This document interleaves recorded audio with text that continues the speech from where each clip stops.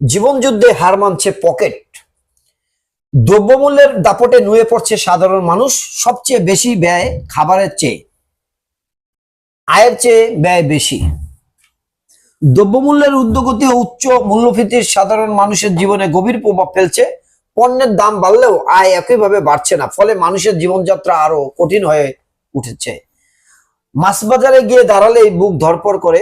ছেলেটা মাছ ভালোবাসে, কিন্তু এখনো তো বাজারে গেলে ভাবতে হয় মাছ কিনবো না চাল আনবো। কথাগুলো বলছিলেন রাজধানীর শাহজাহানপুর এলাকার বাসিন্দা রুবিনা বেগম। তিনি একটি পোশাক কারখানার সহকারী অপারেটর হিসেবে কাজ করেন। তার স্বামী দারোয়ান হিসেবে কাজ করেন স্থানীয় একটি স্কুলে। দুজনের সামান্য আয়, 4 সদস্যের পরিবার নিয়ে চলেন সংসারের খরচ, বাড়ি ভাড়া আর সন্তানের স্কুলের খরচ মেলাতে গিয়ে তিনি এখন প্রায় প্রতি মাসেই দেনায় পড়ছেন। রুবিনার মতো অভিজ্ঞতা দেশের লাখো নিম্নবিত্ত ও নিম্ন মধ্যবিত্ত পরিবারের। নিত্য প্রয়োজনীয় পণ্যের লাগাম ছাড়া মূল্যবৃদ্ধির চাপে অনেকেই দিশেহারা। আয় বাড়েনি, অথচ খরচ বেড়েছে বহুগুণ। পরিস্থিতি এমন দাঁড়িয়েছে যে দিন আনা দিন খাওয়া মানুষের পাশাপাশি স্বল্প আয়ের চাকুরিজীবী শ্রেণী পড়ছে টিকে থাকার লড়াইয়ে।